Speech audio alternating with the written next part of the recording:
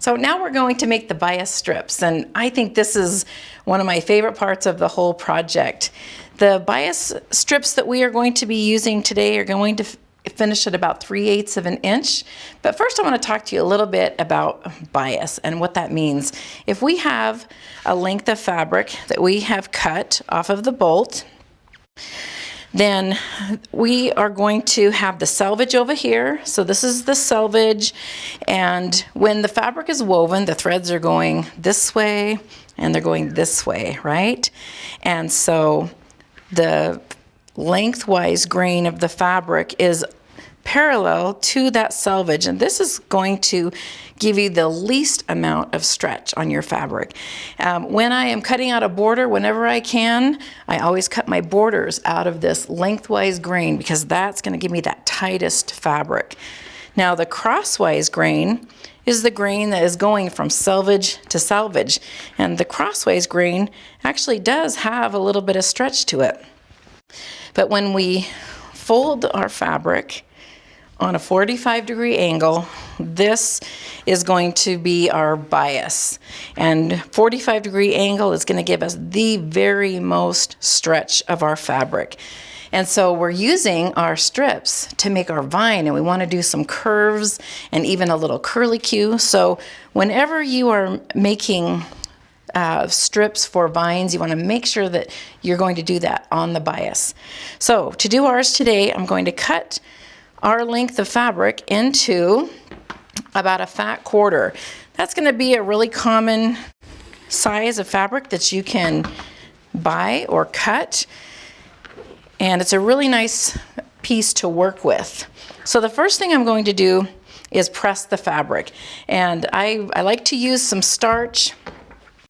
Bring it over to our pressing surface here, and this is just going to make the whole piece a lot easier to work with. I like to get it nice and saturated. Now this is the only time that using a little mini iron isn't quite as efficient as a nice big iron, but we're just going to give this a nice press. So it might take a little bit to dry, but that's okay. I'm going to fold it over and get the other side. The important thing is that the starch is inside our fabric, and it's going to really help us as we continue to make these nice little strips. Okay, so the next thing I want to do is, if you look over on this side, this is the selvage, and I want to cut that selvage off. Now the easiest way, because I've got a shorter ruler, is just to trim, or it's just to fold this in half, and I'm going to do a nice ½ inch is going to cut that selvage off. And then if you see this, it looks almost like a square, but if you look at it, this is a little bit longer, and it can be a square, but as we're looking at this, I want to have it be a rectangle, and then I'm going to fold. If you're standing in front of it, this is the way I like to do it. You're going to fold this bottom left corner up, and if you look right here up at the top, I am bringing this up above the line of the fabric that's underneath, and I'm kind of exaggerating it a little bit. You want it to be a nice healthy ½ of an inch above this underneath fabric. Just giving it a nice little finger press. I'm going to bring this over to the iron.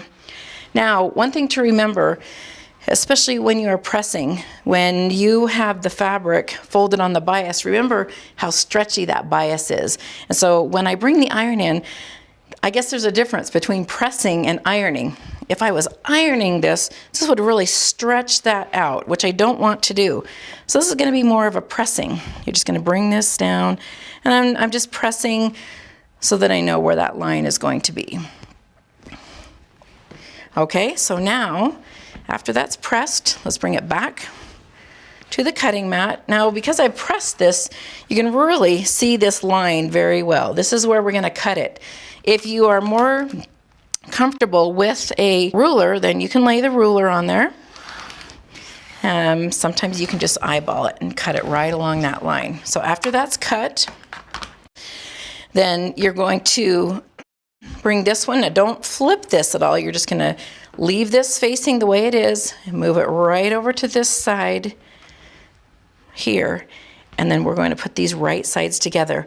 Now with our solid fabric, it's a little harder to tell which is the right and wrong side, but it's still pretty easy because after you put these together, it should look kind of like a little flag or a little banner. And so if you would like, you could put a pin in this. I'm just going to say those fabrics are together nicely. We're going to bring this over to the sewing machine. So actually, let me show you one thing here before I move over to the sewing machine. Do you see remember where when we folded this fabric up, it was a nice 1/4 of an inch above that line? That's giving us this space right here. It gives us a nice seam allowance. And so that's what we're going to use as a guide. So over to the sewing machine. Now when I'm sewing my pieces together, go here. When we're sewing our pieces together, I like to tighten my stitch length up just a little bit. Now I'm using a contrasting thread so that you can see this, but normally I would really like to match my thread so that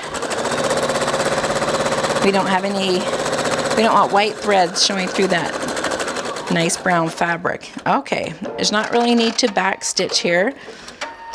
Okay, now after this is sewn together, then I like to bring that back over to the iron.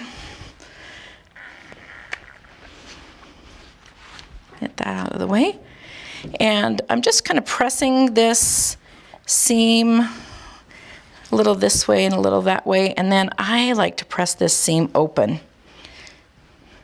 This is one of the reasons why I do a little bit tighter stitch length, because that allows me to press that seam open, and I know I have a really nice stable seam. So just for good measure, you can flip that over and just press that on the other side. That is very pretty. Okay, so now it just makes me feel smart saying this. But now what we've done is we have created a parallelogram. And so what we're going to do with this piece, and I kind of want you to look at this, the most important thing to note when we have our two pieces sewn together is that the bias is along the edge when you lay this out.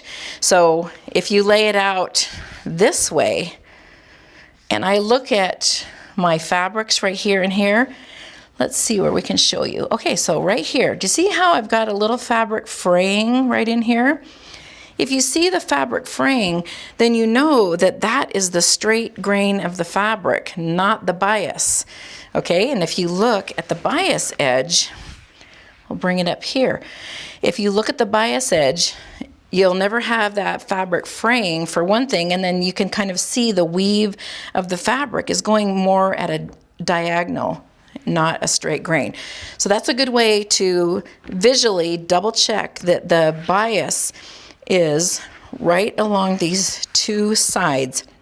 And then I guess I would kind of like to think of this as kind of rolling it up like a little jelly roll or a little bed roll. I really like folding this up on a cutting mat because I can, when I fold this first bottom corner up, I'm matching those bias edges together. And then as I continue to roll this, then I can follow the lines of that cutting mat and double check that this is basically staying the same size on this side and on this side. So you're going to just continue to roll that up, matching up those raw edges. Now if they don't match up exactly, don't worry, because we'll clean that edge up. And then I'm just going to fold this one down like that. And then I can kind of, like I said before, see I can kind of double check my size from the lines on the cutting mat from here to here. Okay, so now when you have it to this point, then you're going to bring in your ruler and your rotary cutter. And the first thing that I like to do is just to clean up that edge. Let me fold that just till, there we go. So let's turn it to this side. So just a little 1/4 of an inch or a little 1/8 of an inch. We're just cleaning up this edge so we have a nice clean edge. Now, just information-wise, this is the same technique I would use to cut out my bias binding for the edge of my quilt. But in this case, we are going to cut our strips 1 1/4 inches. That's going to give us that 3/8 of an inch bias strip. So, better put glasses on for that part. So we are going to cut this 1 1/4 inches.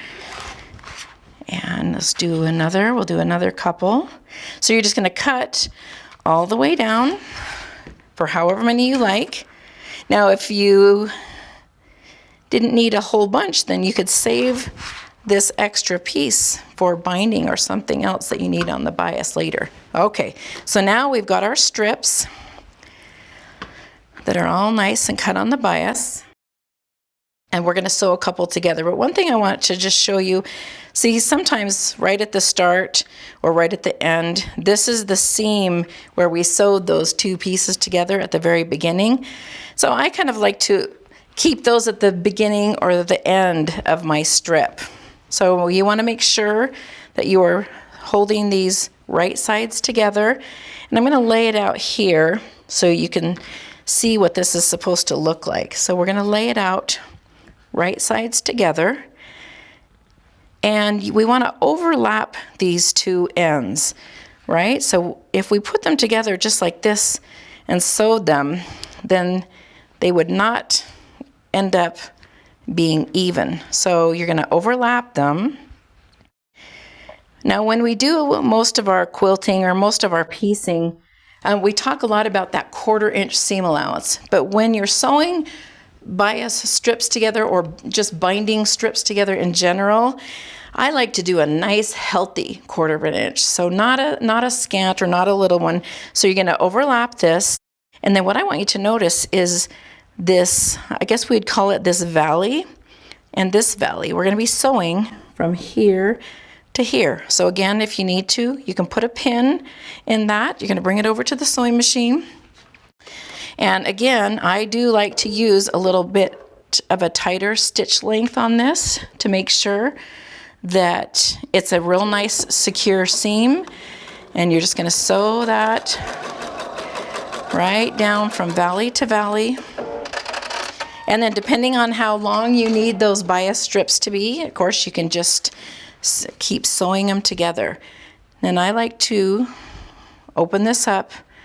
I give it a little finger press, and we can bring that over to the iron.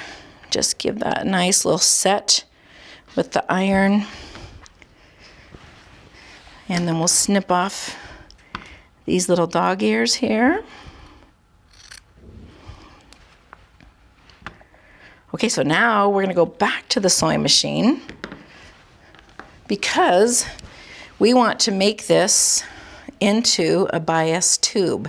So before we take it over to the sewing machine, this doesn't need to be pressed, but you are going to fold wrong sides together and just match up those raw edges.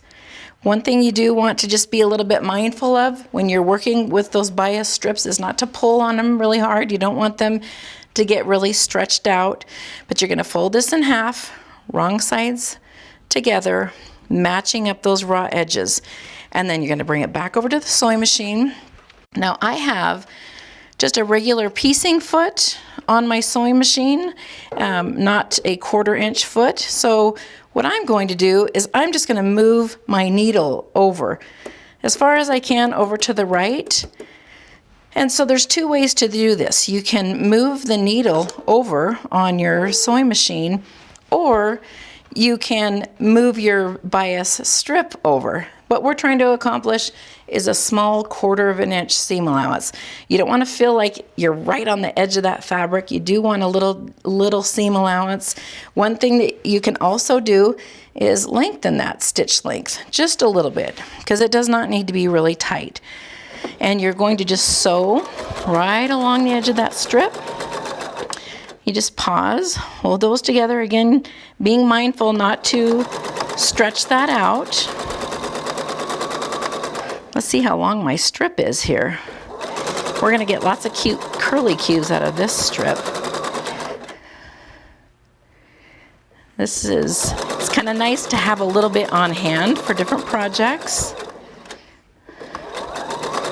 All right, we're gonna just go this far.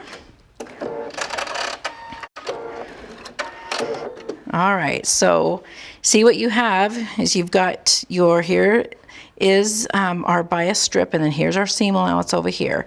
If for some reason your seam allowance is a little bit big, you can always trim it after, so don't worry about that. Okay, I'm gonna just cut this off. Okay, so now, remember at the beginning when we were talking about our supplies, we talked about these bias bars. This is the one that is 3/8 of an inch. And the bias bars, the ones that I'm using today are made out of Teflon. It's the same materials that our applique pressing sheet were made out of. But of course, these are just a lot more dense and really nice to work with. They also make these out of metal, and but I like these because they don't get quite as hot. So the way that that's going to work is we're going to just insert that bias bar into our strip that we made. I'm going to go from this other end. So we're going to insert this. Oh, we're going to do. All right, we're going to insert this in, and then we're going to turn that seam allowance to the back side. Can you see that? And so, like I said, if your seam allowance seems a little bit big, that can always be trimmed off, but we're going to feed that bias strip onto the bias bar, pull it down, and then when it's pretty much filled up that whole bar, then we're going to bring it over to the iron, and we're going to press it. Now remember, we already starched our fabric, so this makes this part really nice and easy. We're just going to have that seam be centered, and you don't need to worry about which way that seam allowance is going so much. I like to just do it on both sides, just kind of for good measure. And then you're just going to keep feeding that through, and feed that through, and then just keep on pressing it. And so you can do that for all the bias strips that you need for your project, and that is how you make bias strips.